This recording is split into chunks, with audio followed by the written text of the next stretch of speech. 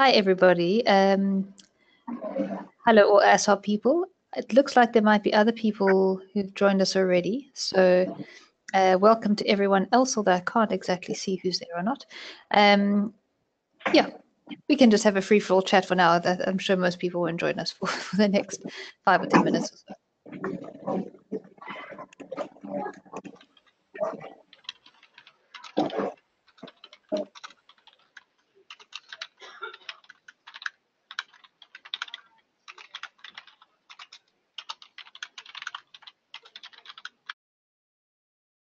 And yeah, Daniel, looking very forward to hearing some feedback about the CSW. Thanks, Tali. Yeah, I think it'll be something like around 6 minutes, which I hope you will be kindly. I will allow it. You will kindly allow it. Wonderful, thanks. I think you're gonna be so compelled that you're gonna be like, "What? Already? It's over so soon." You got me excited as well, Daniel. This is going to be good. All right. Well, the stakes are high now. I always make the same mistake. I'm expecting us to be on the level of Black Panther, okay? Okay, fair enough. Nick, just a quick question. So it says, how do I change my view of the attendees? I can see six, it says 11 people, but I only see 1, 2, 3, 4, 5. I only see 6. It says 6 staff, but I'm not sure how to change that. Do you know? It should be a little pane to the left of that. So staff, it should say attendees on the left, and then staff, it should show you a 6. It should say attendees 5 and staff 6. Yeah, it doesn't do that. I mean, it's not serious, but it just means that I can't see when people outside of ASSAR or outside of the panelists, I can't see them. Oh, I see what you mean. Yeah, I think if we were able to run 2 people in the show at the moment, then you'd be able to do that. At the moment, I'm the organizer and the host, so maybe I'm only allowed to see the attendees. I'm assuming that's the case. Okay, fine, no problem. Because I mean, I could promote you to presenter, but then you would have to run the show, if you know what I mean. No, that's fine. No need. I want to.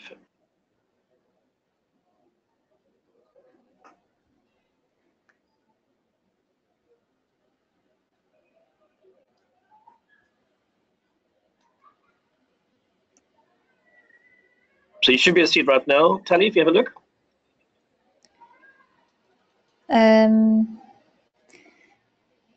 Yes, still, not really.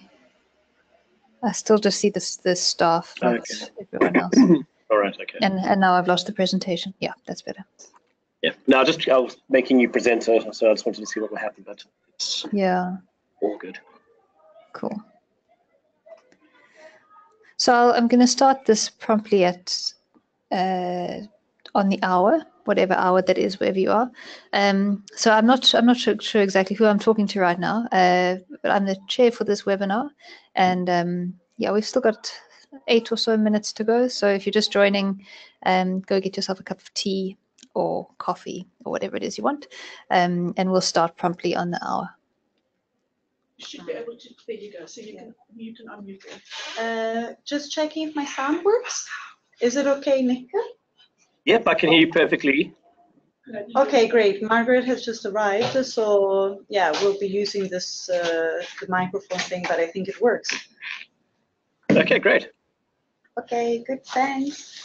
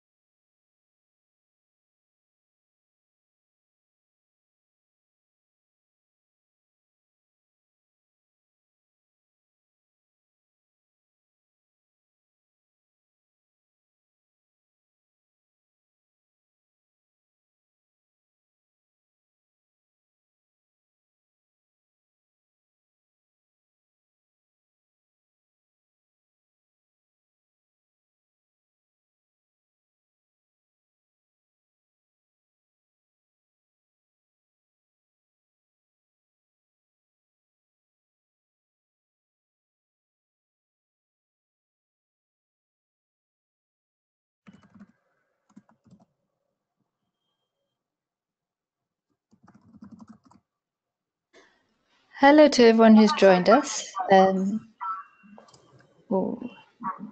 let's just mute you. Yeah, I think most people will join on mute. If not, then we'll mute you as we go along. I'm just going to wait a couple minutes just to get the full spectrum of people who've registered. But we'll start promptly, so just in a couple minutes' time.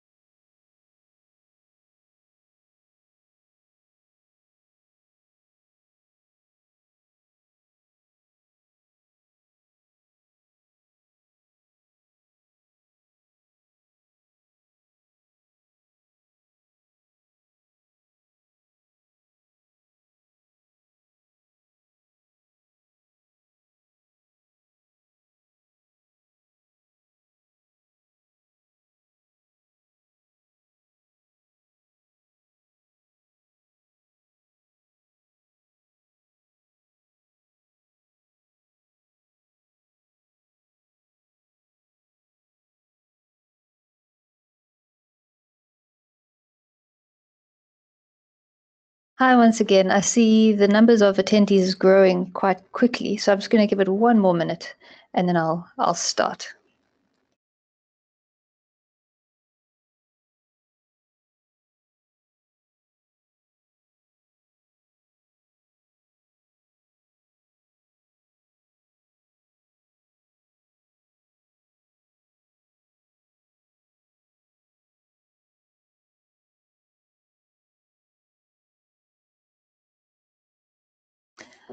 Okay, welcome to our webinar, everybody.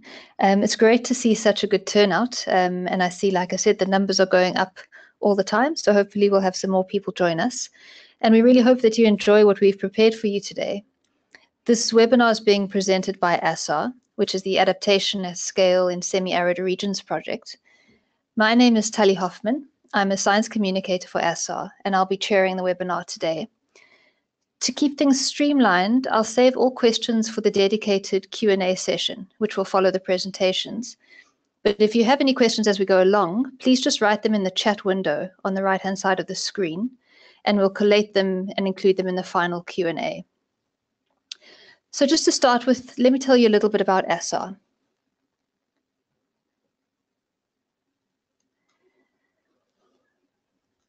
Home to hundreds of millions of people, the semi-arid regions of Africa and Asia already experience multiple stresses.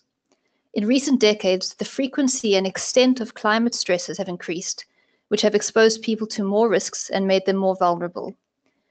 People living in these areas may be further marginalized by high levels of poverty, inequality, and rapidly changing socioeconomic, governance, and development contexts. Given that these multiple and often interlocking pressures are expected to amplify in the coming decades, it's essential to understand what facilitates the empowerment of people, local organizations, and governments to adapt to climate change in a way that minimizes vulnerability and promotes long-term resilience. Working in 7 semi-arid countries for the last 4 years, ASSAR has been focused on developing such an understanding. Next slide, Nick. One important thing we've learned is that the way people experience and respond to risk varies depending on factors like gender, age, class, and ethnicity.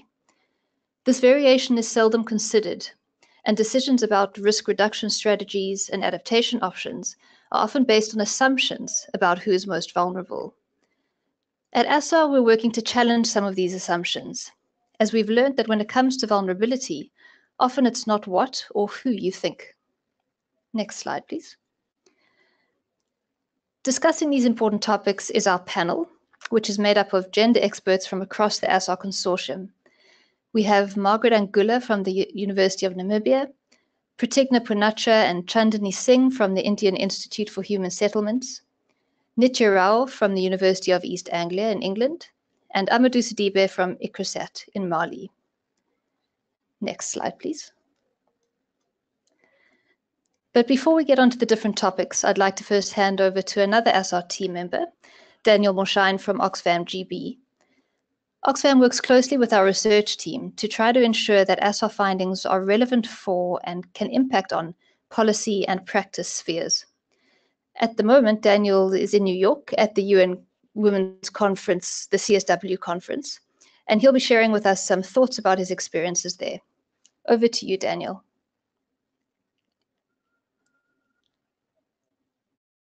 Thank you very much, Tali. Hello, everyone, and thanks for joining. As Tali said, I'm at the UN Women's 62nd session on the Commission on the Status of Women, which is taking place here at the UN headquarters this week and next week. And before my colleagues start telling you about the work that we have undertaken in ASSAR, I wanted to give you a brief few thoughts on my impressions from CSW so far. It's been only 2 days since it started, so these are initial reflections, yeah? Okay, so the first one is this time has allowed me to reconfirm that there is a need to change the climate change narrative to promote a full exploration of gender and its implications on adaptation. Basically, to broaden the spectrum of the various disciplines that contribute to shaping the idea of what climate change is, or what we consider climate change to be. We also need to contribute to demystify the idea of the climate change expert as a narrowly defined figure, which mostly means a white male technocrat. This is a problem in itself, I find, but it's also a problem because this definition normally comes at the expense of other sources of expertise and knowledge, including that, for example, of grassroots and indigenous women, which are excluded from the official, quote-unquote official way of understanding climate change. This framing of climate change has been promoted for quite a long time, this exclusive one, and it sits comfortably with the idea of making marginalized and disenfranchised populations, majoritarily women, to be defined as passive and vulnerable figures, which also means defined as non-experts, which also means harmless, in the sense that they won't challenge the status quo and they won't be asking difficult questions such as, sir, can you give up your seat of power so that I bring in my knowledge to the table? All right, on the second point comes to research. Some of the contributions that ASSAR is making in the field of climate change is to approach the work in a more transdisciplinary way. In other words, to really challenge and be done with the idea that climate change is almost exclusively about biophysical exposure. Am I exaggerating when I make this claim that climate change is too focused on biophysical exposure? I don't think so. Because, for example, only 10% of the literature written on the Paris Agreement and on the 1.5 degrees centigrade future draws from social science, only 10%. The rest is mostly based on natural sciences.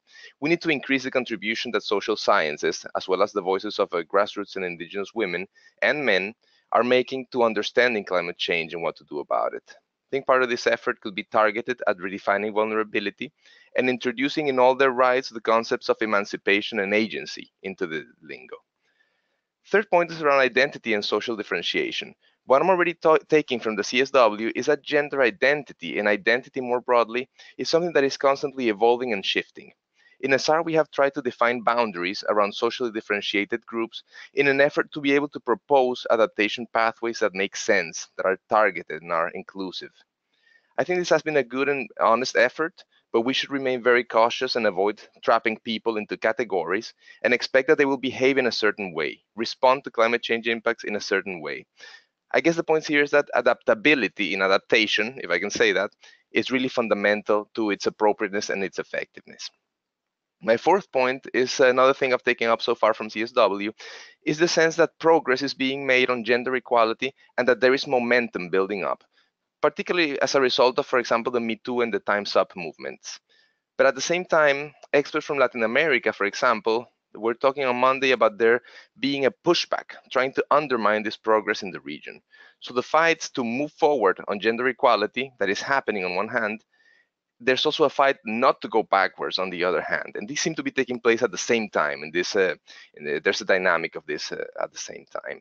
And more generally speaking, for instance, while the SDG narratives, the Sustainable Development Goal narratives, have been framed appropriately in many people's views, and I think I agree to that, I've heard in the discussion so far a sense that they haven't led to change in the way that we approach our work, in the more philosophical way we approach our work, meaning that gender equality remains a silo, not an integral element of a whole development narrative, let's say. As a speaker said, we need to think about a national strategy from a gender perspective, not to include gender equality as an additional element in the national strategy. And this, of course, could easily be applicable to the concept of a climate change strategy or a development strategy more in general. So in closing, and before I give the floor to our main speakers today, I'd like to make two final reflections. One is that the climate sessions I've attended have, in all honesty, I mean, those focusing on climate change, have not been the fun sessions so far at CSW. They've been mostly predictable, traditional in the format. The more interesting sessions that I've attended have been about youth, about identity, social media, rights of indigenous peoples, even when they convey, let's say, a difficult message of bad news. This has made me think a bit that we at the climate change camp need to tell a more compelling story, talk really from person to person, with the heart, be more fun, be more cool, be more engaging. I mean, this goes back to the point about how the climate change narrative is defined. We, I mean people working on climate change, we have a role and really a duty in defining and redefining that and finding the best way to talk about climate change. And the second point, final closing point, is about stereotypes. And if you put the next slide, please, Nick. This photo is from a shop just about 100 meters from the CSW meeting venue, which is here in New York City. You know, while some statements are phrased more obviously or harshly than others, stereotypes are everywhere. And we need to stay very vigilant all the time about this, because under the surface, there is so much that is being pushed at us, at everyone, trying to convey messages of disempowerment and trying to undermine the progress made at such high cost on gender equality. This webinar is called Gender and Climate Adaptation is Not Always What or Who You Think. I think that's a very appropriate name. It's not what we think. It's always more complicated and nuanced than what first meets the eye. So I think keeping that in mind all the time is a good first step, in any case, when working on climate change. And that's all from me. Thanks for your attention. I look forward to talking further at the end of the webinar, and back to you, Tali. Great, thanks, Daniel. I actually couldn't have asked for a better introduction to the actual focus of the webinar, which is, as you've just said, challenging assumptions about gender and climate, and that it's not always who or what you think. And while some of our findings that we discussed today might not be too surprising to the audience we have here, what we're wanting to do is to offer key insights and new examples from our research to illustrate just why it is so important to understand these nuances and dynamics of vulnerability. Next slide, please. So the first assumption we want to challenge is that we know who is the most vulnerable, that women and men form homogeneous groups, with women always at the losing end. We argue that these crude divisions overlook too many nuances brought on by things like age, household composition, ethnicity, or marital status. Discussing this in more detail is Margaret Angula from the University of Namibia. Over to you, Margaret. Thank you, Tali, and welcome everyone. Thank you for joining our webinar.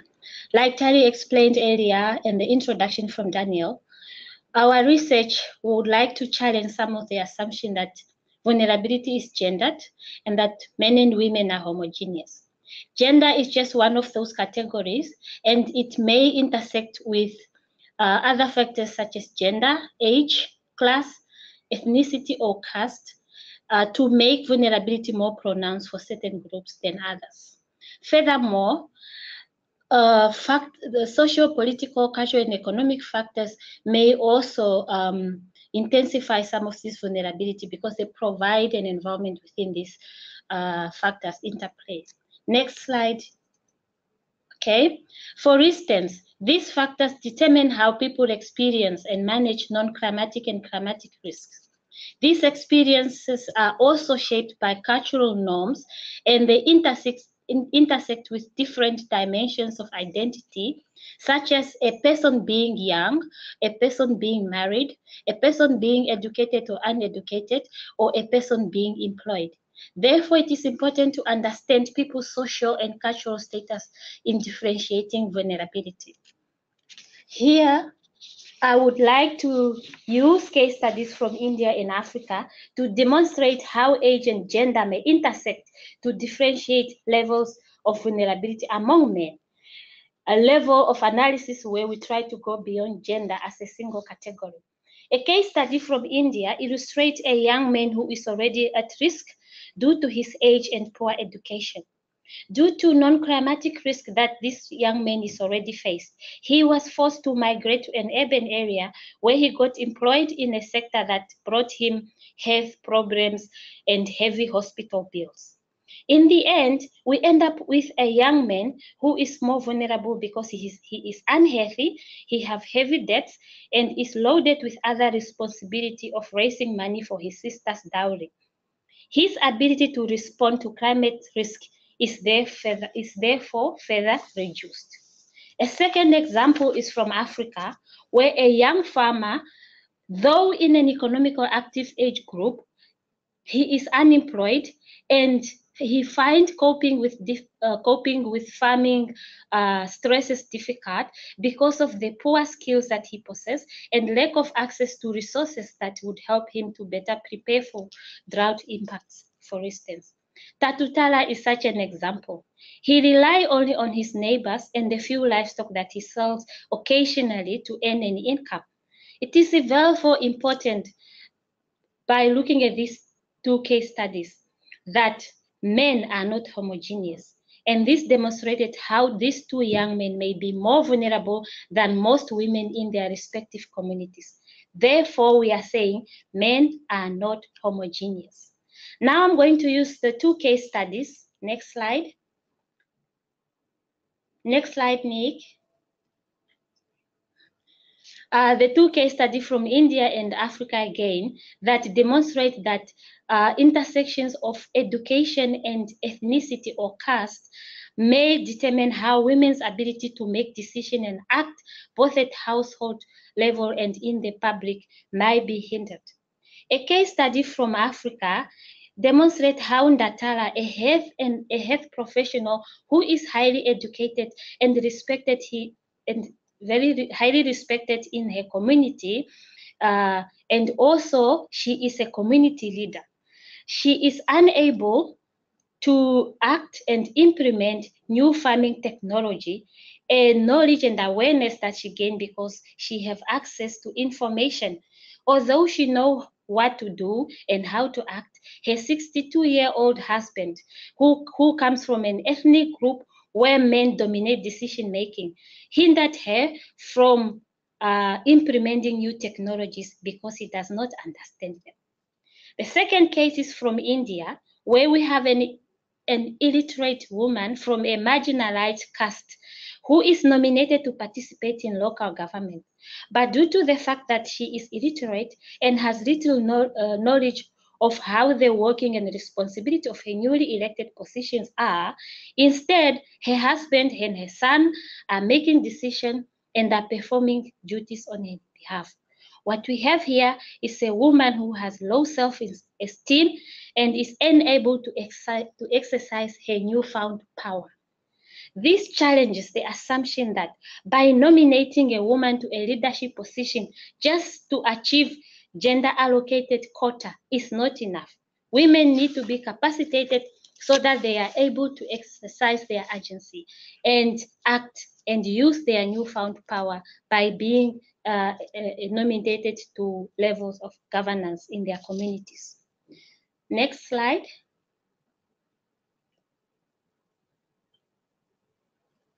So now what we are actually saying is that policy must respond to this reality by being more sensitive to the gendered nature of everyday reality and experiences that our local people face on a daily basis.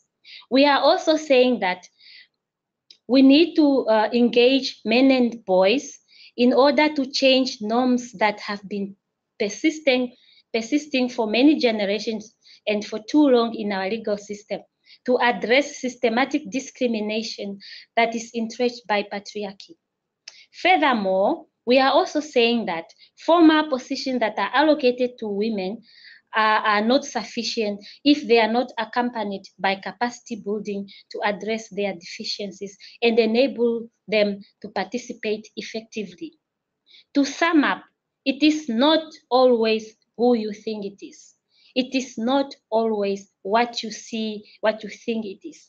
Therefore, it is important to go deeper and understand the context of vulnerability in any area that you are working in or local community that you are working with, so that the approaches that you design that are aiming at reducing vulnerability are socially differentiated. Thank you very much. Thank you so much, Margaret. Next slide, please, Nick. So next we're going to zone in on women specifically and argue that women are typically seen as victims or people with little power. But we've seen many instances where women are in fact diversifying their livelihoods in ways that can lead to increased agency and increased income. But the outcomes of this can be mixed. Discussing this topic is Prathigna Poonacha from the IHS. Over to you, Prathigna. Thank you, Tali.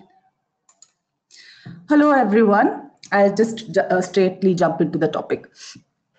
So in the context of increasing stress on agricultural livelihoods due to climatic and non-climatic factors, men and women are either moving out of agriculture or engaging in more than one livelihood as a response strategy. Adaptation literature too cites diversification as an opportunity for people to move and improve their livelihood security and standard of living.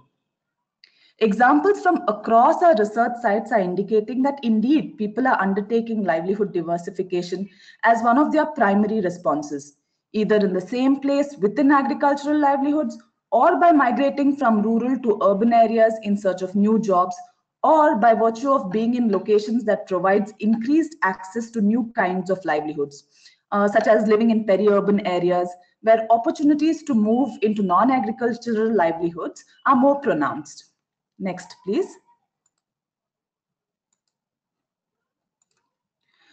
However, options for diversification are gendered and mediated by cultural norms, mobility, negotiating power, where you are located, and so forth.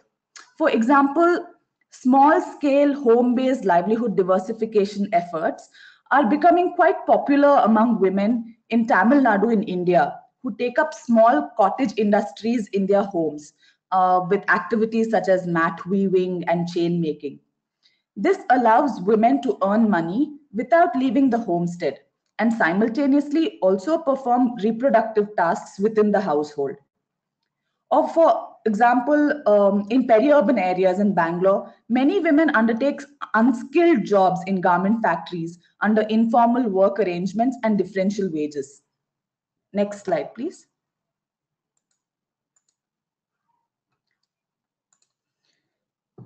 So with emerging job opportunities and livelihood diversification, in many cases, women are increasing their economic and social status, which in turn increases their agency in the household as well as the community. Next slide, please. Women are now able to earn and contribute to the household income. In many cases, this has increased their voice in household decision making. Many women report that they have a say in the household spending, they are able to invest in their children's education and also in their well-being. For instance, there is this example of a female migrant from a minority community who is now living in the city of Bangalore. When she moved to Bangalore, she was able to get training for tailoring and she started earning. And then she went on to set up her own tailoring enterprise, a little business. And now today, after 5 years, she runs a successful tailoring business and contributes significantly to the household income. And she speaks with pride when she talks about using her money she earned to educate her children. This, of course, has a positive impact on her sense of well-being. Next slide, please. Exposure to new networks and sources of information by working outside the house has also resulted in an increased sense of agency for many women. Apart from being able to negotiate with people and places outside their homes, women report a feeling of a sense of confidence in their public encounters as well. Next, please. But what is the long-term impacts of these changes? Of course, in the short term, an increased sense of agency and empowerment definitely leads to an increased sense of subjective well-being and having more control over one's choices. But this is typically seen in the short term. But the long-term impacts needn't reflect the same feelings or the same sense. While livelihood diversification is increasing incomes and agency, it is also increasing the work burden of women and leaving with them less or absolutely no time for leisure. In some households, this is causing a renegotiation of traditional gendered roles.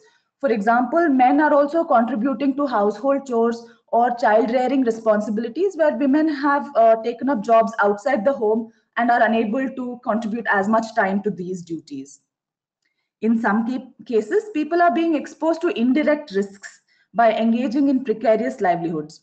For example, a female mirror trader in Kenya who is also involved in sex work is impacted adversely in terms of her health, or lack of access to safe drinking water as a result of living in informal settlements in urban areas after having migrated in search of jobs gives rise to a long-term adverse impact on health of people living in such settlements.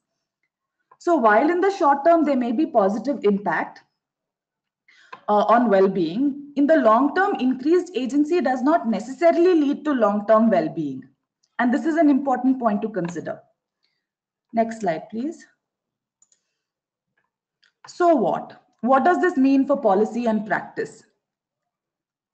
First and foremost, livelihood diversification does not always result in increased resilience, as we have so often read and so often policies promote this. Diversification must ideally be accompanied with other measures that assist to counter the negative consequences. People are in some cases choosing livelihoods out of desperation and not out of choice. Therefore, there is a need to build knowledge about risky livelihoods and provide more opportunities that give people better choices, better social support, better education and technical skills in order to access decent work. We should definitely stop assuming that women are victims all the time. New opportunities are enabling them to increase their sense of agency at times. Women's increasing agency can lead to a renegotiation of power relationships within the household and outside, as we have just spoken about previously, which is essential to manage risk better and improve well-being. Therefore, it is critical for any intervention to consider power relations explicitly. And in the end, we need to support processes that increase agency and long-term well-being of people, particularly women, such as provide access to jobs, resources, and productive assets, information, provide support services and mechanisms that incentivize cooperation. These measures then become critical in order to achieve long-term adaptation outcomes. And this brings me to the end of my presentation. Thank you so much. Thank you so much, Prathigna. All right, so while we've so far focused on the need to understand that people have different individual vulnerabilities, we now move on to the need to understand relationships between people. Here we challenge the assumption that households are homogeneous units, and we argue that household relationships and the way that these are changing help determine whether and how we can or can't respond to pressures. Discussing this topic is Nitya Rao from the University of East Anglia. Over to you, Nitya.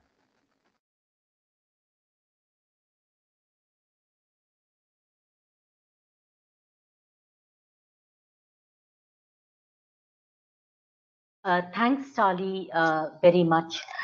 Just following on from Margaret and Prathigna, thanks very much for your presentations and for pointing out that men and women are neither homogeneous and are socially differentiated by age, class, marital status, ethnicity, and so on.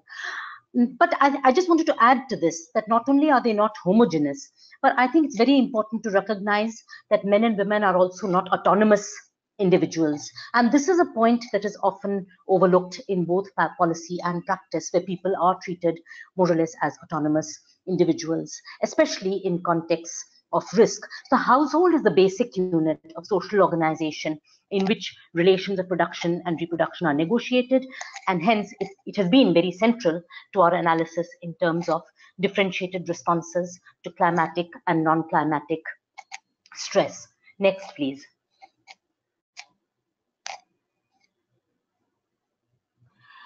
While policy homogenizes households is taken as a basic unit represented by a man, woman, and their children, typically a nuclear household.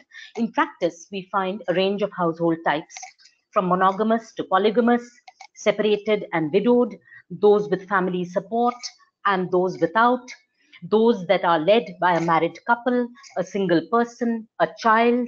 They could be across multiple locations and across multiple generations. And these different types of households and the individuals within them, they not just respond differently, but also households themselves change in order to cope with the pressures they face. Next, please. So sometimes we find that households may adopt different strategies in order to change their relationships of cooperation and conflict. I think we know from a lot of the theory around households that they are centers or they're basic organizations which see degrees of cooperation and conflict. These go together, but of course, in context of stress, the effort is to enhance cooperation. And if this fails, then your partnership or the household itself breaks up or takes new forms. There are new forms of regrouping that take place. We find different forms then and patterns of cooperation and complementarity that emerge within households. Next, please.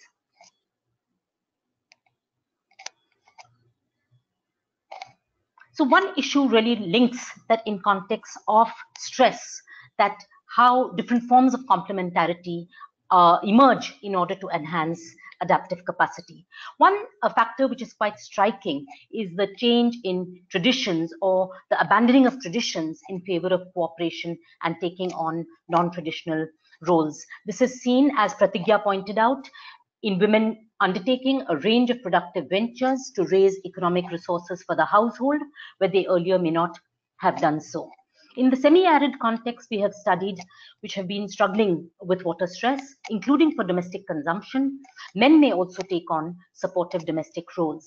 So we have Revati from Tamil Nadu saying that during the dry years, when there is less water in the borewell, my husband goes to the standpipe to collect water.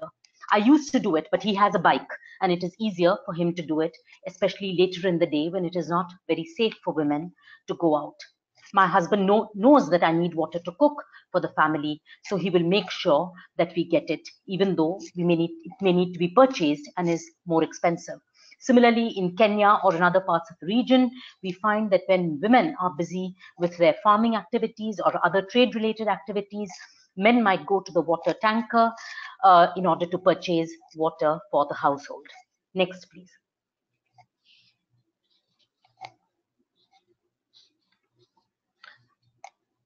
A lot of emphasis has been on single women, on separated women as the most vulnerable category in the discussions around climate stress and the adaptation to climate change. Of course, it is difficult and this cannot be denied, but it is not impossible. And we have many examples to show this. In Ghana, widowed women perhaps find it the most difficult. This is a case from Ghana where Zima and her husband lived in the Ashanti region. She was a farmer, husband worked in the hospital, but her husband died. And after this, she became solely responsible for caring for her children. It has been very difficult for her, though she gets some support from her brother, who helps at least with food to feed her and her children. She still struggles to pay for the fees of her older children. Next, please. But there are other cases too, where, as I spoke about cooperation and complementarity, that women might expect men to do more, and when they don't, this may lead to tension and violence within the household, but it may also lead to the breakdown in the household itself. Couples separate, and it is not just a case of men abandoning women. Sometimes women may also realize that the support that they get is not adequate, and they would actually be better off on their own. So this is a case of a man who's a separated or divorced man from northern Kenya, and who has returned to his home village. His wife left him because he said that he could not support her with his earnings. According to him, she was very demanding. But at the same time, he notes that my heart was broken because I did not have anybody to lean on. So today he lives with his 77-year-old widowed mother, an orphan child, and his sister's 3 children, is jobless, engaging in some kind of farming, but in the absence of rainfall, this has been very difficult. In his case, the initiative to separate was actually taken by his wife. Next, please. But there are cases also where men abandon women, and the structural disadvantages that women face make it difficult, though again, not impossible. Here, women often end up getting support from their natal homes in terms of looking after their children, sharing domestic and parenting responsibilities. We have several examples from northern Kenya where the husband leaves the woman, but she carried on working, and her mother actually moved in to stay with her to help with the children while she worked. In another case, the young woman who had young children ended up staying at home, looking after her children and managing domestic chores, running a small store near the home when she could manage, while her mother sold Mira. This is the green leaf, which is an intoxicant, which you see in the picture, in order to support the family. Here we find new forms of partnership being forged and new ways of sharing responsibilities, which we don't often think about. It is between mothers and daughters, between brothers and sisters, who form new kinds of households. Next, please.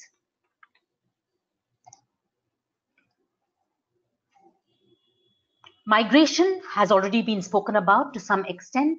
It can be due to distress, as Prathigna has pointed out, and enhanced responsibilities on migrant workers, but it can also provide opportunities for enhancing complementarities in gender relations and reducing risk at the same time. In certain cases, rather than seeing a few members as migrants, households look at themselves or consider themselves as multi-locational. Next, please.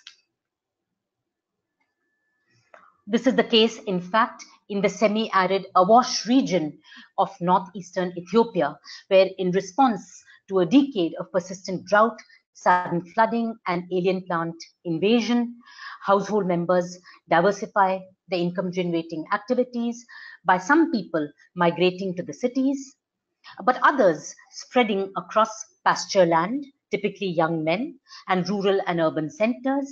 Women often stay back in order to work in local farms or in other kinds of projects. And you find, again, different kinds of networks being built up, different kinds of support structures being set up. Next, please.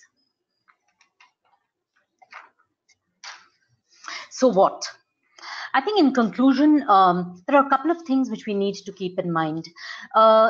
It's not just individuals whose identities are changing, but households are not just not homogeneous, but they are also not static. They are changing. We should recognize this diversity and also the way in which the power and responsibilities are shared, the relationships that exist within them, and how these lead to particular risk management outcomes and level of well-being.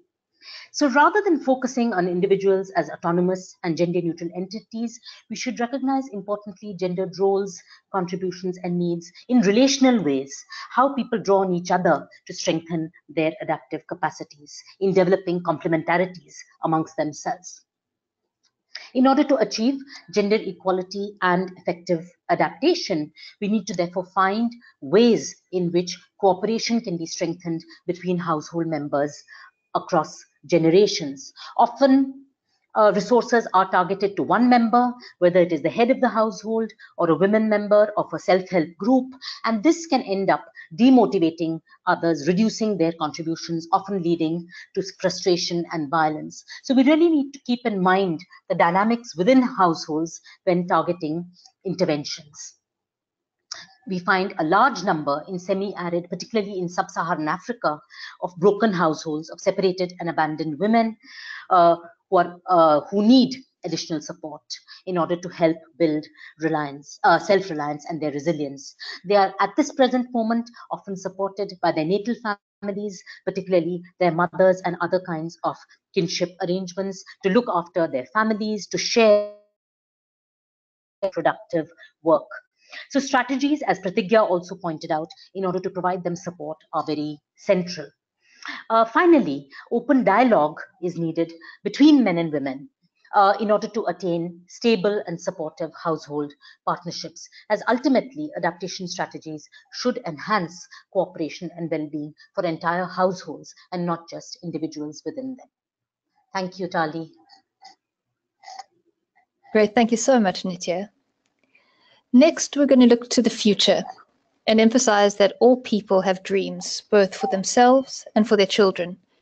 We argue that policy and decision-making processes seldom acknowledge people's aspirations, nor how these change over time. Chandni Singh from IHS will be telling us just why it's so important to consider these aspirations. Over to you, Chandni. Thank you so much, Tali.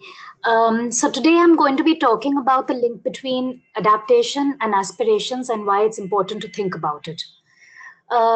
First of all, in adaptation projects, aspirations are rarely discussed.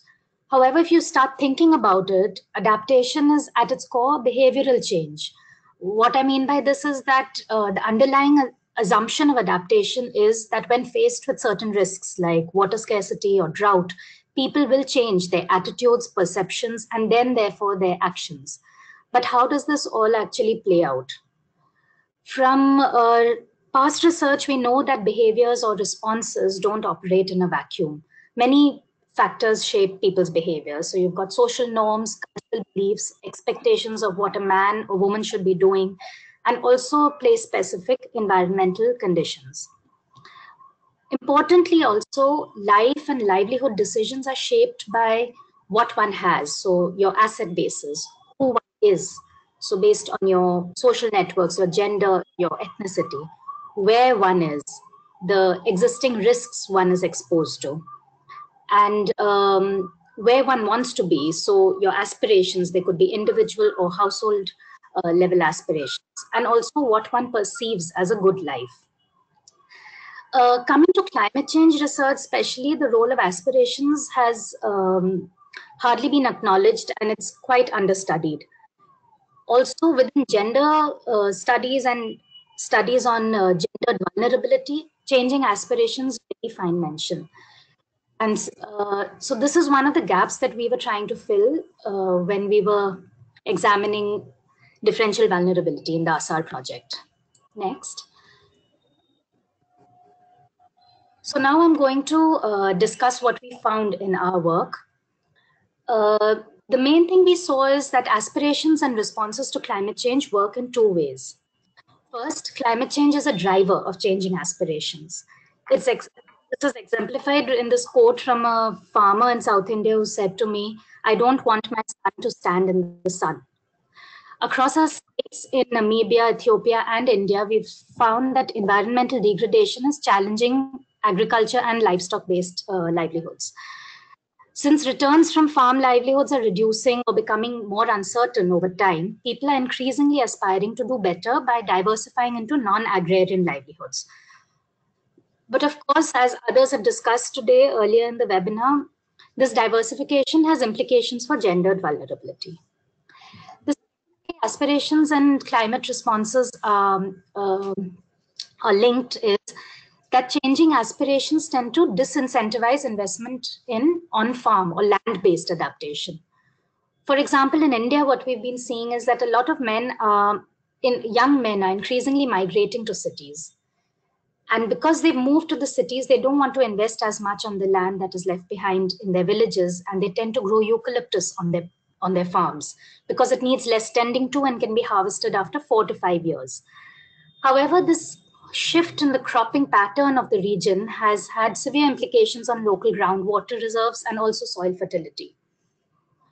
Next.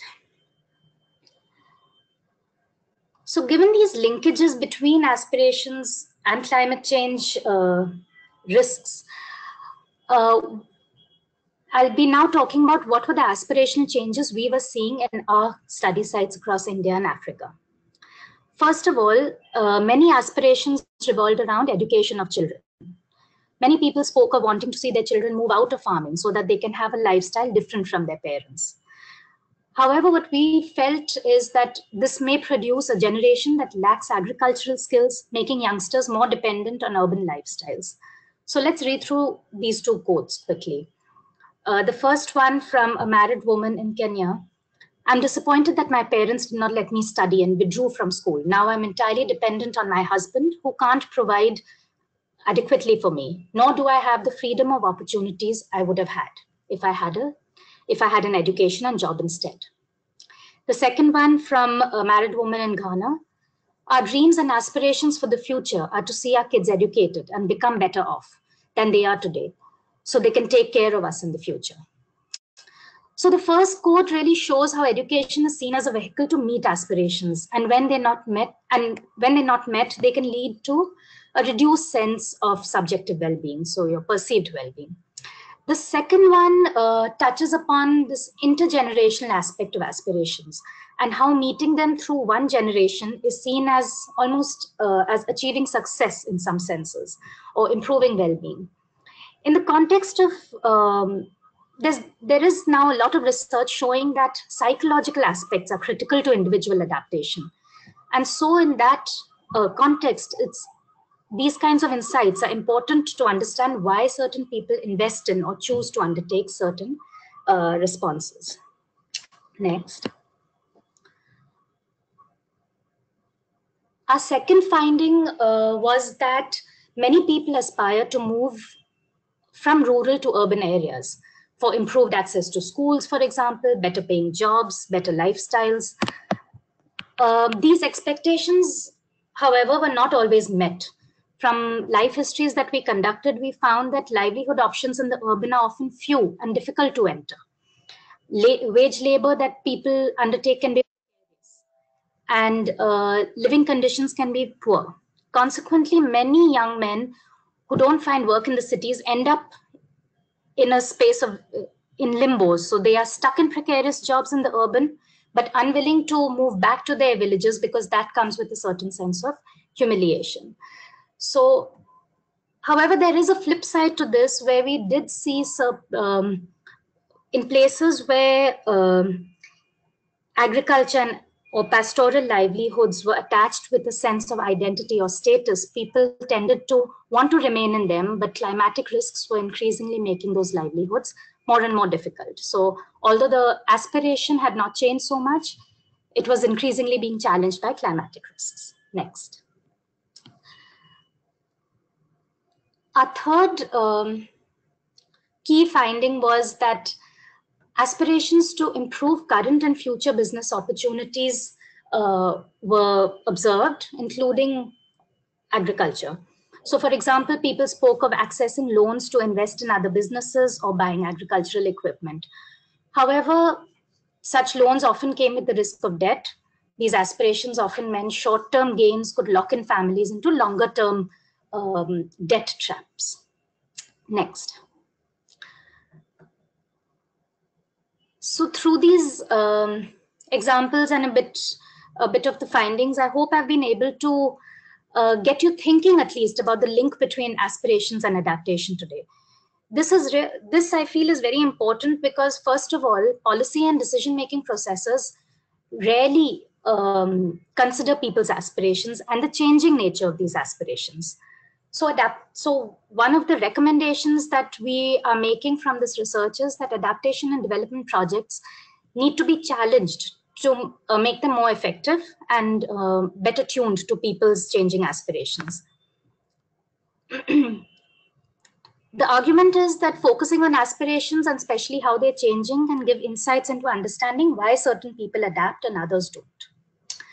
The second big point is that focusing on aspirations can also provide us some entry points into what can work. Perhaps projects focusing on young men as agents of change, or those that expand a person's aspirational window or the scope of what they aspire to, can help.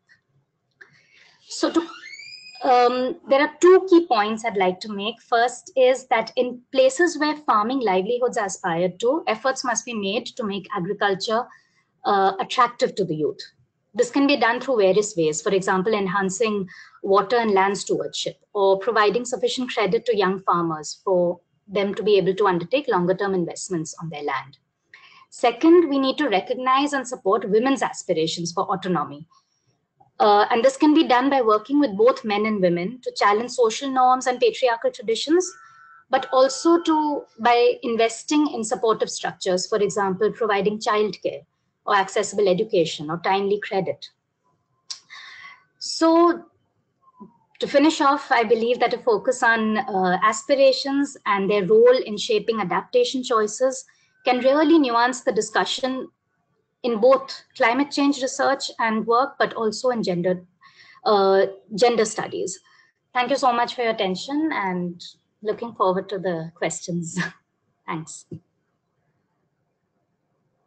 Thanks so much, Chandni. We have one more presentation before we get to the questions. And for this final one, we'll be taking a more focused look at how food security challenges are gendered, and describe how gender can affect if and whether people can access food, both on the short and the long term. Amadou Sidibe from ICRISAT will be discussing this in more detail. Over to you, Amadou.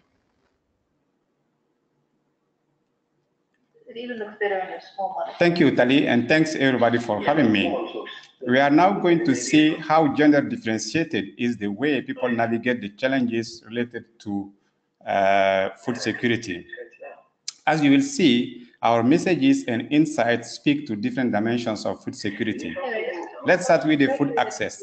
We argue that in semi-arid regions, one determinant of people's vulnerability is the unintended trade-off between food access and gender.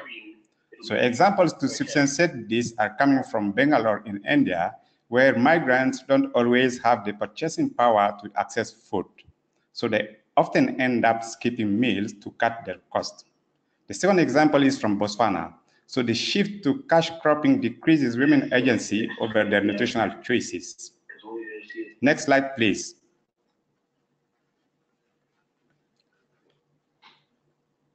So as far as nutrition is concerned, food is not the only driver for nutrition. This is what we say. So the clean water is also essential, even though food can be available in quality and quantity.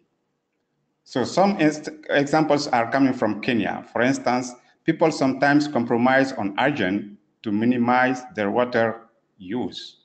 Next slide, please.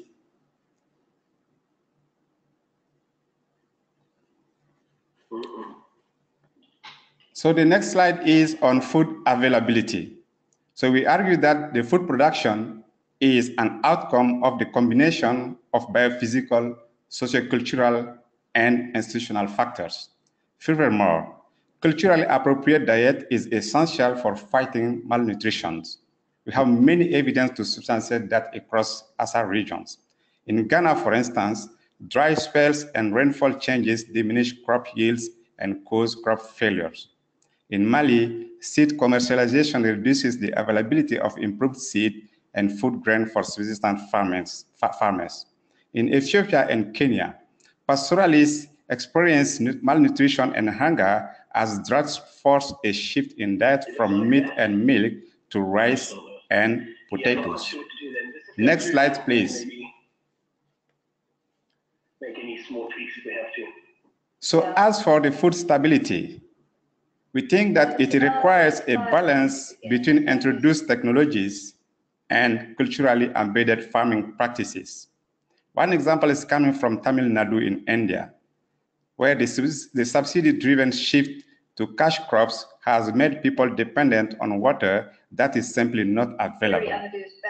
For many people, so this led to water shortage that has made the area unlivable and forced the people to pursue non-agrarian livelihood in urban and peri-urban areas. Next slide, please. So in addition to these dimensions to food security, we also argued that understanding the intra-household behavioral aspect of food security is critical in context where the subsistence agriculture remains embedded in social systems. So in the following example, I will show how the different members of the household in the context of Kuchala in Mali navigate the challenges related to food security. As you may know, Mali is a patriarchal society in which the decision-making power is in the hands of elder men, who are the heads of households.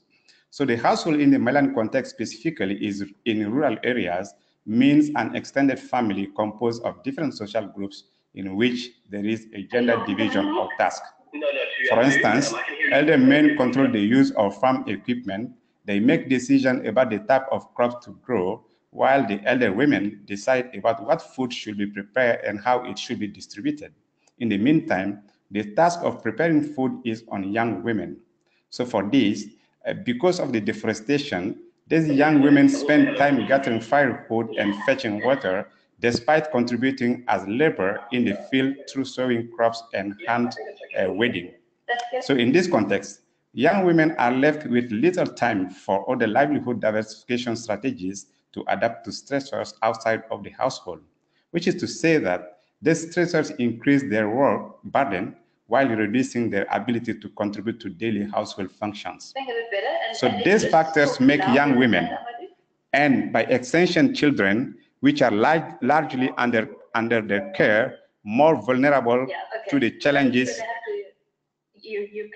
of food security than other social groups. So this suggests the need for further policy programs to specifically focus on the need of young women so as to expand their access to resources and increase the range of adaptation behavior available to them. Talk very loudly. You're going to feel like a bit of a fool, but it will mean that we can hear you. Next slide, please. Can you hear me? Sorry, Amadou, yes, we can hear you. I'm not sure what's going on with your computer, but it's playing a playback from the conversation we had 2 hours ago. I don't know how that's happening, and I'm sorry to everyone listening because we actually can't do anything about it from our side, and I'm not sure Amadou can either. So please try and ignore what is clearly me talking in the background from 2 hours ago. It's a very strange shift in the space-time continuum. And Amadou, if you can just try and finish this final slide, and then and hopefully this will be the last tech issue of this webinar. Yeah, so this leads us to the so what questions. So in the light of all this evidence, we recommend to integrate both biophysical and sociocultural issues when addressing food security and challenges the social norms and patriarchal customs that discriminate against women. Although subsidies and incentives on food and nutrition can offer a crucial safety net in some instances, an understanding of local socio-ecological context and socially differentiated needs should guide their use. We also think that incentivize the local production of nutrition crops to increase yield and reduce dependency on food import and aid. Furthermore, we think that to avoid malnourishment, it is necessary to make men, women, and the youth aware of the macronutrition of cereals and millets. It is also necessary to consider the need to maintain culturally appropriate foods when addressing the resilience of food security system. So rather than only providing or subsidizing farm imports, build additional capacities, particularly of young men and vulnerable women, to effectively use this input in developing farming strategies. Thanks, Tali. Thank you so much, Amadou. Like I said, everyone, I have no idea what caused that hiccup. It's one of the more interesting hiccups I've ever experienced in a webinar. I do hope that you all managed to capture the really interesting content that Amadou was trying to convey. If anything was unclear, you almost are about to have your opportunity to address it, as we're about to come up to question time.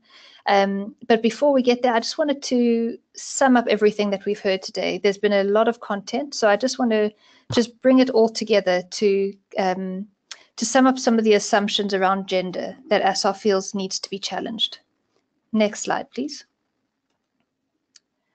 So today we've argued that gender is just one of many factors that influence how we are impacted by and can respond to climate change. We've argued that women are not necessarily victims or powerless, that they're often diversifying their livelihoods and increasing their agency. We've argued that household relationships help to determine whether and how we can respond to external pressures, and that many people are dreaming of a better life, and that these aspirations should not be ignored. And finally, that gender can influence whether or not people are food insecure. So for all of these reasons, we want to stress that when adaptation and risk management strategies consider gender and other sociocultural variables in their designs, we can better promote equality and help to improve people's well-being. Next slide, please. Okay, so that does bring us to the end of the presentations. Before I open the floor to questions, I just want to let you know that on our website, and the link is given on this slide, you'll find infographics, infobriefs, and reports that can give you more information about the different topics we discussed today. You can also download these infographics on screen using the handouts button, which you'll find on the navigation bar on the right-hand side of the webinar screen. We'll also be sending around the recording of this webinar, putting it onto our website in the next day or so. And then finally, we'll soon be emailing around a quick feedback form, and we'd love to get your thoughts on the format and the value of this webinar. Okay, so with that, I'm going to open the floor to questions. It's taken us an hour so far, so we've got 20 minutes to half an hour to have some really good discussion time. Please keep posting your questions in the chat window. I've got some that I can start with already. The first one, and Nick, if you could look up who asked this question, because I can't actually see it, but this first question is for Margaret. So Margaret gave the first presentation where she described gender as just being one factor of vulnerability. So the question for you, Margaret, is the suggestion that women in formal positions need a special or targeted capacity building? They're looking for further clarification on that. So do women in formal positions need special or particular capacity building efforts? Thank you very much for the question. What we argue here is that when you nominate women to leadership position, or when women engage in formal positions, we know that women have different deficiencies. Some of them are capable, some of them have challenges. Where capacity is needed to address those deficiencies, that is what we are referring to. It could be personal, it could be technical. The aim should be to strengthen their technical capacity as well as their confidence and literacy where necessary, so that they are able to participate effectively.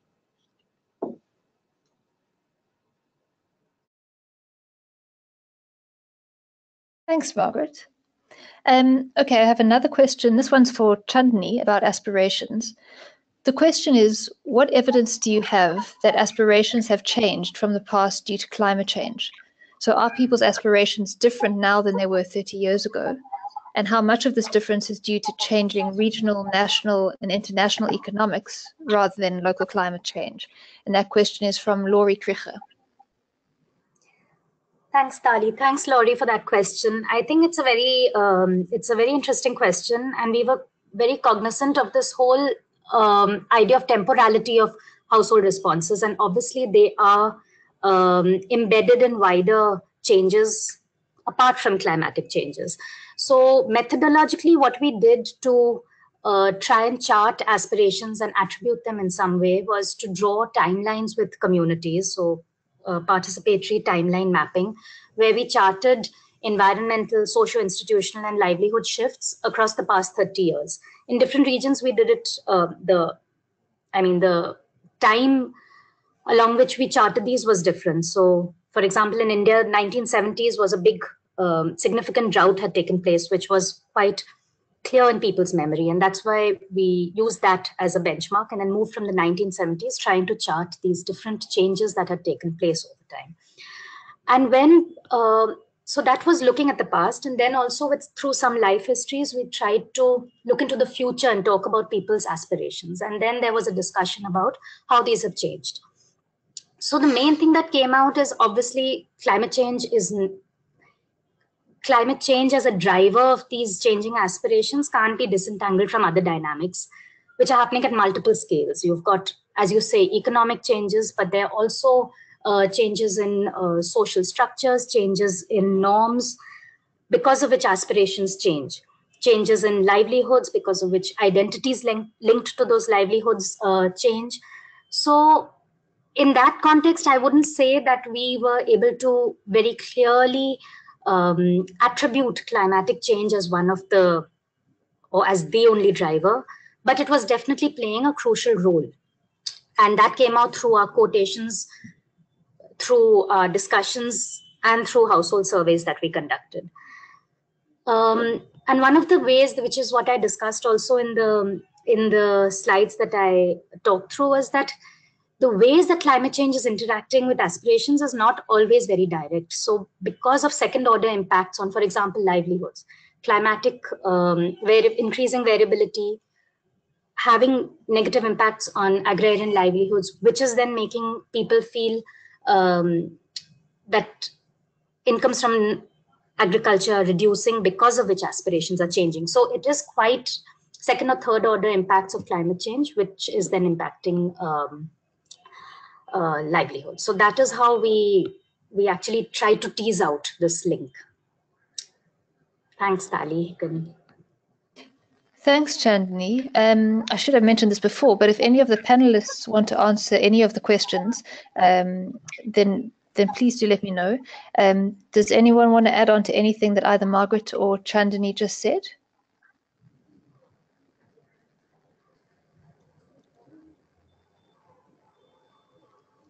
Okay, it doesn't look like it.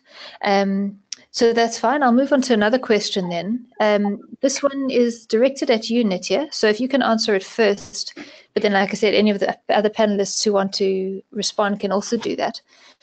So the question is around a comment you made about men and women not undertaking autonomous adaptation. And they asked if you could explain the example from the water sector that you used in your presentation, that they hadn't quite understood what you meant by that. So if you could expand on that, that would be great, please. Thanks, Tali. And also, I'll just add a comment to what Chandni said in relation to aspirations and the link to climate change. I think one thing, especially in East Africa, and a research which came out very strongly, was that the weather and climate has become much more unpredictable over the last decade. So sort of droughts are happening. People reported that earlier droughts happened once in 10 years, once in 20 years.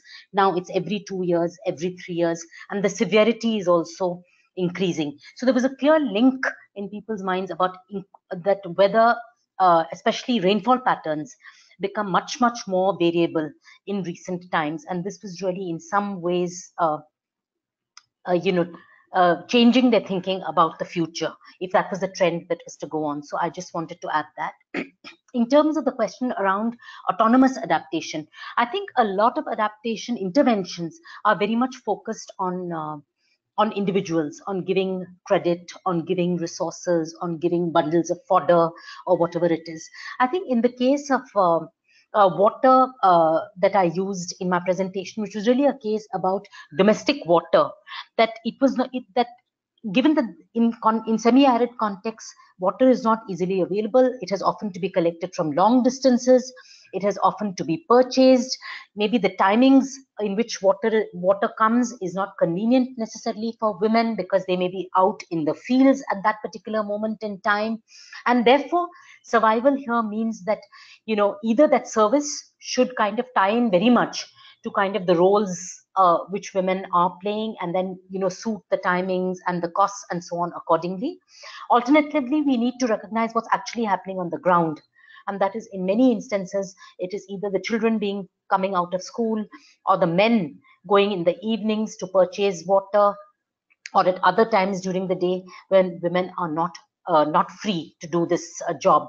So we had across contexts, I think, examples in terms of, for instance, during the drought in Kenya, when the cattle were being brought to the village and using the same water source that women would normally use for collecting domestic water, it meant that women ended up waiting, or would have to have waited, for 3 to 4 hours to do so. So in these contexts, when they don't have the time, then after watering the cattle, it might be the men who collect the water and bring it home. So when we think about adaptation and how people make a living, how people make do, we need to think in terms of more than an individual, of how people support each other, whether they are husbands and wives, or whether they are other members of the household. It could be children, it could be parents who support this process. I hope that clarifies.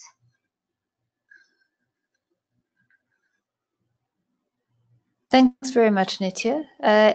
Panelists, anyone else want to add to that point? Otherwise, I'll ask the next question.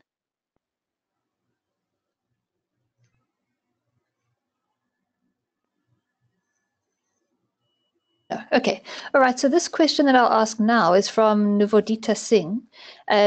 Firstly, she thanks everyone for the interesting insights. This is a question now for all the panelists. She asks, I'm sorry, I'm just assuming that it's a she. I apologize if that's wrong. But how, according to the speakers, can policies absorb these intricate subjective details that are context-specific and implement them through policies which are largely overarching and covering multiple contexts? Does anyone want to jump in with an answer to that? So it's about how can policies absorb subjective details like this that are so context-specific when policies themselves are overarching and cover multiple contexts?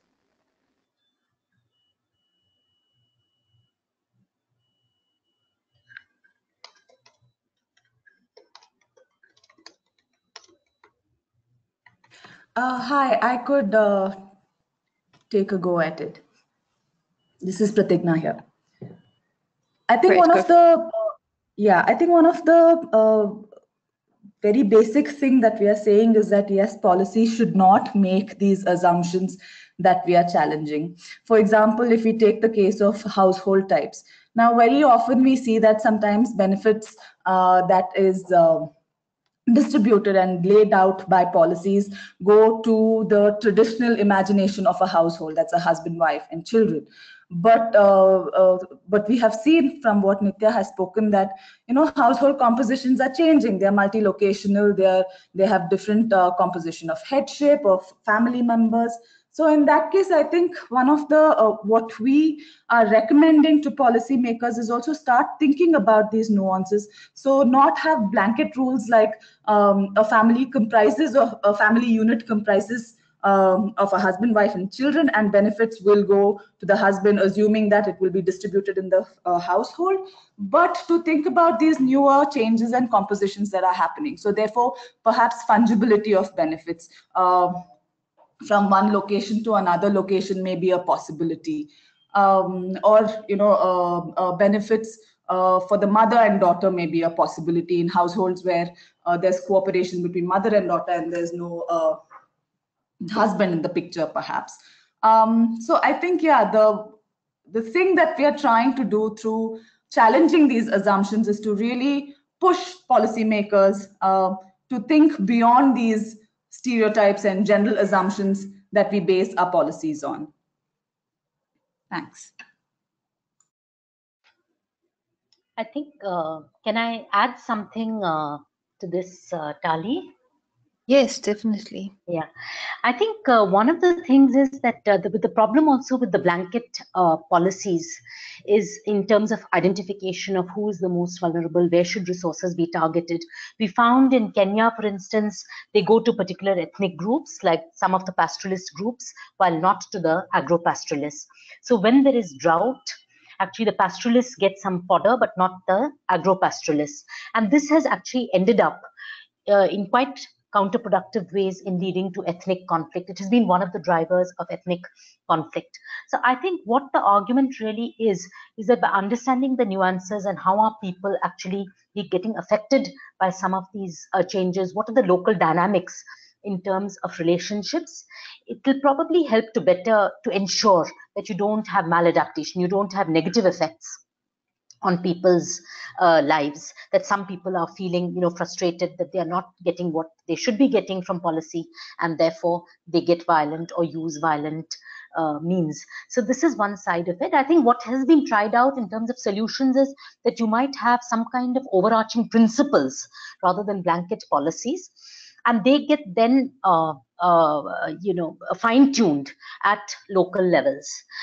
And I think these are experiments which now many of the donors are trying out in terms of community-based interventions and adaptations, with much greater discussion and fora or mechanisms for actually discussion at the local level, for identifying the most vulnerable, for identifying the most appropriate interventions that can be taken, and so on. So one could start thinking creatively, within a set of overarching principles.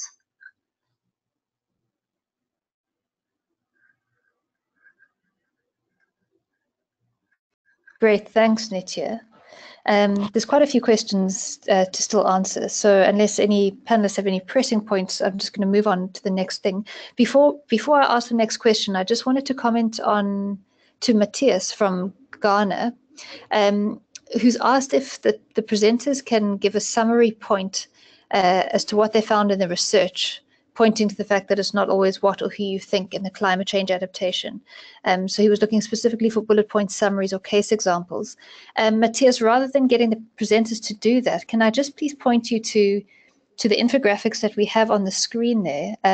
There's a lot of detail that's contained in those infographics and in some of our info briefs that we weren't able to get to in the webinar today. And I think those details will answer the question that you have.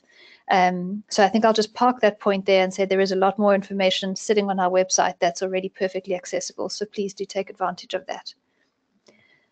So the next question I'll ask will be answered by Daniel.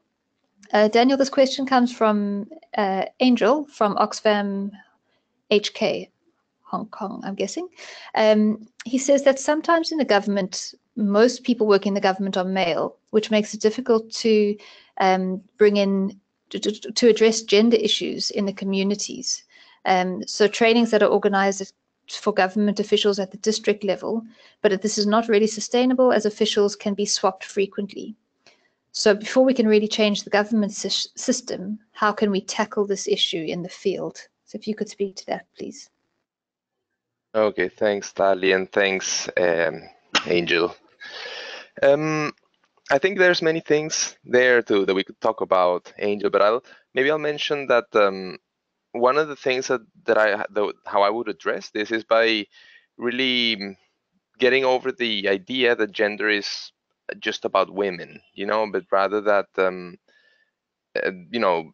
gender is really about the relationship between men and women. Is someone that we should all care about and that really concerns all of us. And furthermore, that men really have a lot to contribute to promote gender equality, and we have a role really to work on that. We need to be part of the solution in that sense. Most of the systems that are in place, or structures, governance structures, and so on, and I think you're pointing to this, are man-made systems. They're man-made structures that are that it will be very hard to lead to change unless men are part of looking and asking for that change. Yesterday I was in a session, by the way, here at the CSW, at the Commission on the Status of Women meeting in New York, which was called Male Champions of Change, from the government of Australia, and they give many examples of how men really started to promote, in collaboration. It was not just men, of course, but men were part, of the group that were promoting change. And in many cases, these men were actually in high-level management positions. And their push, their contribution, their work together with women in the same organization was really fundamental to make this change really be able to happen. And finally, I would also say that there is that aspect, but there's also, of course, there's a human right aspect. This should happen, full stop. This is just the human right of gender equality. But also, conveying to government officials at all levels and stakeholders that climate action can be more effective if it is gender equal. So there's benefits as well. It is not just that you're giving away something. You're going to gain something by promoting this agenda.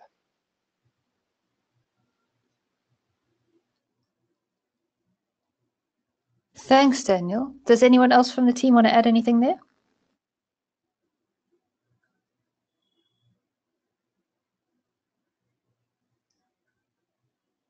Okay, so then I'll move on to a question from Gottlieb.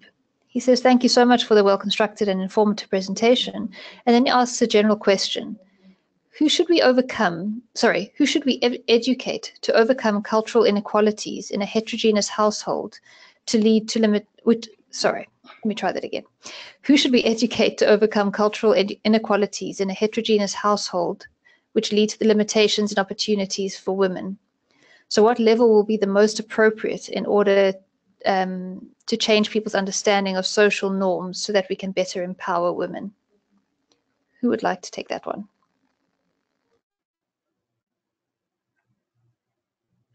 I can take that if you like, Tali. I think the one thing is that I'm not also very clear what exactly is meant by who do we educate. I mean, because of course education is a broad term. It can be formal education and it could be lots of informal, non-formal educational interventions as well.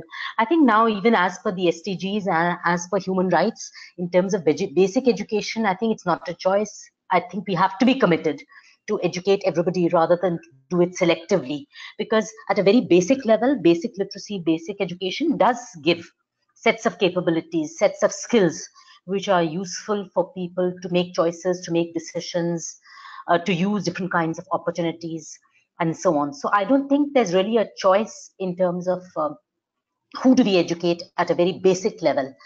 I think when it comes to higher education, most households do make a choice when they are diversifying. I think across West Africa, East Africa, we find that especially where there are a large number of children, parents might decide, partly linked to the capability of the child and partly linked to birth order and other kinds of factors, that some children can be educated, and also the opportunity. So of course here structure does play a role.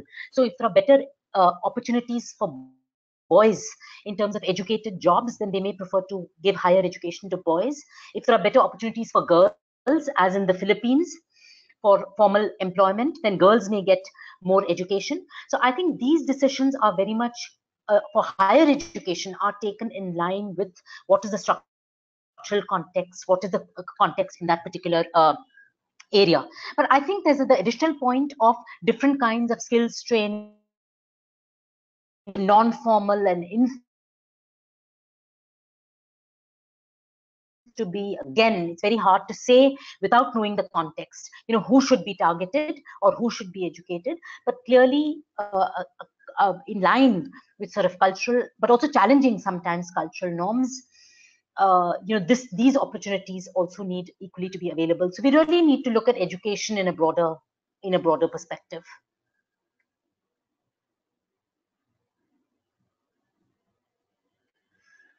Thank you. Thanks, Nitya. Thanks very much.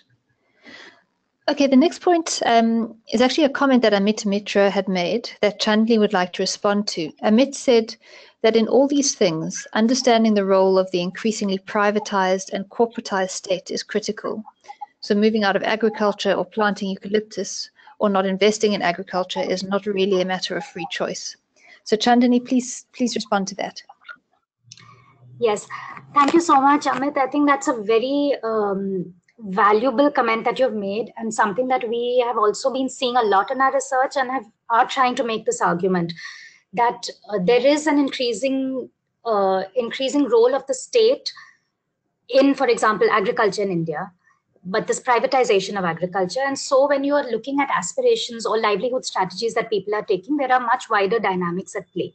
But it's often difficult to tease them out when you're focusing on a local level. That's why what we have been trying to argue for is that one needs to look at it, first of all, as a system, a coupled system, a social ecological system, need to focus on these dynamics at multiple scales. And as you mentioned, that if there are these perverse incentives, for example, which are curtailing people's aspirational windows, on curtailing choice, then that in itself is constrained with adaptive capacities. So when one does talk of adaptation, as Nitya was mentioning, there are always these interventions of maybe giving credit or perhaps helping farmers put in drip irrigation or build farm ponds. There also needs to be a focus on how are you really narrowing this space or the choice or the options that people have available to them. So I definitely agree with your point, but it's something that has still not come out in the discourse on adaptation. And that is why we're trying to perhaps, by this focus on aspirations and choice, we're hoping to at least start building an evidence base for it. Thanks. Great, thanks for that feedback, Chandni. So the next question is from Dennis and is around livelihoods.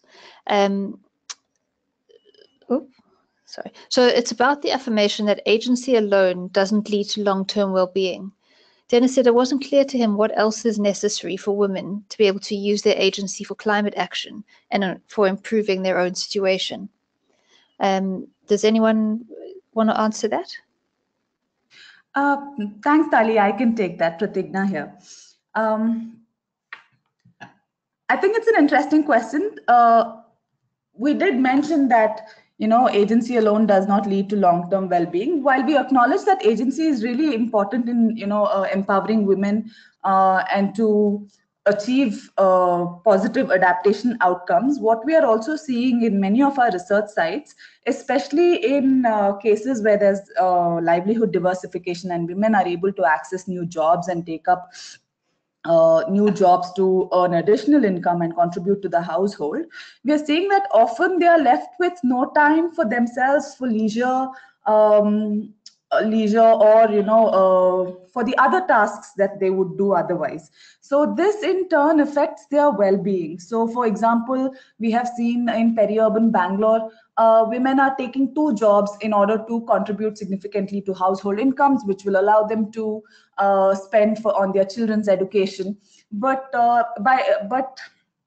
this leaves them with no time to pursue anything else other than doing these 2 jobs. So it's basically running from one job to the other, waking up very early in the morning, cooking for the household, heading out. While this sort of is helping renegotiate traditional gender roles, men are pitching in to help out in the household, it is impacting the well-being of women in the long run. I mean, it's not allowing them to give any time for themselves.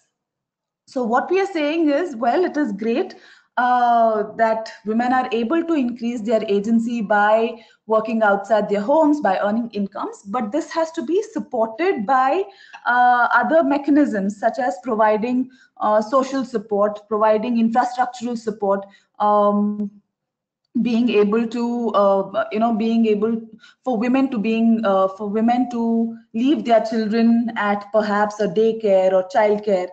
So such kind of social support systems and networks is important when we think about increasing agency through livelihood diversification. Thank you. Thanks, Prathigna. Okay, we have 5 minutes left and 2 more questions to get through, so I think we'll end perfectly on time. So let me start with the question from Beatrice. She says, in climate change displacement, so people moving across borders, women have been identified as a vulnerable group before, during, and after migrations. Should we be considering positive discrimination to make policies more effective? Who would like that one? I can take it if you like. Yes, please. Dali? Yeah. Okay. I think with migration, yes. And definitely, I think, special support for people who've been identified as more vulnerable, for instance, women who get trafficked or who get caught up in some kind of prostitution or sex work, finding it hard to move away from it, and they get kind of trapped. Clearly, you need positive discrimination, you need support services, you need safety and security measures to be put in place. I think our main argument was, again, what others have said, that we wouldn't like to homogenize, that it's not that all women are in cross-border migration are more vulnerable than men in cross-border migration. Often, many men are very vulnerable. In Kenya, we have seen, for instance, in the Kenya-Ethiopia, Somalia border, that men get killed by rival ethnic groups when they are moving with their animals. So I think there are, I think that was the main point that we were trying to make, that we shouldn't assume that a particular group is the most vulnerable. Clearly, there are women who are vulnerable, but there are also women who do cross-border migration, like we found in Ethiopia.